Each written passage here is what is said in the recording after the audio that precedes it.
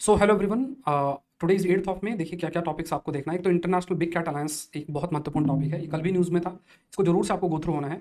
इसका main M है big cat को प्रोटेक्ट करना। देखिए बिग कैट के अंदर इसमें ये ध्यान में रखना है कि जैसे टोटल आपके 7 बिग कैट इसमें कवर्ड होती हैं, जिसमें tiger, lion, leopard, snow leopard, cheetah, jaguar, Puma, ये आपके 5 इसमें से 7 हैं। 7 में से 5 भारत में पाए जाते हैं, जगुआर और प्यूमा भारत में नहीं पाए जाते हैं।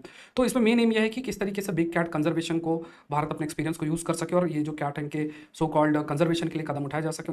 29 फरवरी 2024 के अंदर यहाँ पे इस यूनियन कैबिनेट ने इसको अप्रूव किया है और इसकी अभी पहली सबमिट होनी है और ये न्यू दिल्ली के अंदर होनी है, इसलिए बहुत महत्वपूर्ण पार्ट बन जाता है। इसको ध्यान में आपको रखना है। तो यहाँ पे ये एक टॉपिक है। दूसरा एक इन्वेसिव एलियन स्पीसीज कंटेक्स्ट में एक महत्वपूर्ण आर्टिकल आया है और उसमें ये हाईलाइट किया गया है जो कि आपको ध्यान में रखना है कि जो पूरा का पूरा लैंड एरिया है ना, जहाँ पे भी इन्वेसिव एलियन स्पीसीज है, मतलब वहाँ की जो नेटिव स्पीसीज नहीं है, तो जितनी भी ये नेटिव स्पीसीज नहीं है जिन्हें हम इन्वेसिव एलियन स्पीसीज कह रहे हैं, इनको ट्रीट करने के लिए या ऐसा हमें नहीं कदम उठाना कि सिर्फ हम इन स्पीसीज को बाहर हटा दे रहे हैं। हमें बस ये देखना है कि किस तरीके से जो चेंजेस हुए हैं जिसकी वजह से ये स्पीसीज इतना इनका स्प्रेड हो रही हैं, उन चेंजेस को हम कैसे अरेस्ट और रिवर्स कर सकते हैं। इस डायरेक्शन में हमें काम करने की जरूरत है। सो कई ऐसी, जैसे एक एग्जांपल भी दिया प्रोसोबिस जूलीफ्लोरा का, जो कि इंट्रोड्यूस किया गया था भारत में 1877, फिर धीरे धीरे स्प्रेड होती गई, चाहे वो कैटल्स के माध्यम से, इरीगेशंस के माध्यम से है। आज के टाइम पे जो अर्बनाइजेशन है, इंफ्रास्ट्रक्चर, एग्रीकल्चर, इंडस्ट्रियल ग्रोथ है, इससे कई कारण की वजह से जो डिस्टर्ब लैंडस्केप देखने को मिल रहा है और जो कंडीशंस हैं प्लांट के ग्रोथ के लिए वो चेंज हो रहे हैं।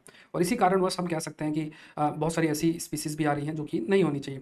दूसरा देखिए, एक टॉपिक आपके लिए बनता है, दैट इज़ एक टॉपिक आपके लिए आया है ऑयल स्पिल कंटीजेंसी प्लान के ऊपर। ये 2 शिप्स आपके इंसिडेंट्स हुए हैं, तो इसके लिए हमें क्या करना। तो यहाँ पे अभी केरला के अंदर ही प्लान लेकर आए जा रहा है और इसका ड्राफ्ट अभी सामने रखा गया है। इसका मेन एम क्या है कि किसी तरीके से हम किस तरीके से कोस्टल इलाकों को प्रोटेक्ट कर सकें।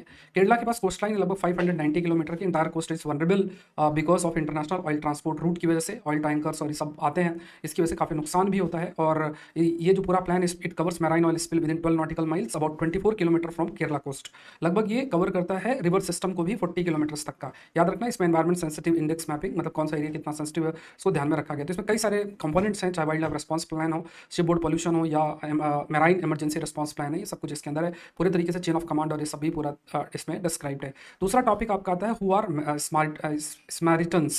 स्मैरिटन्स very small ethnoreligious community है, लेवांत रीजन के अंदर पाई जाती है, जैसे अगर आप इधर डायग्राम में देखें।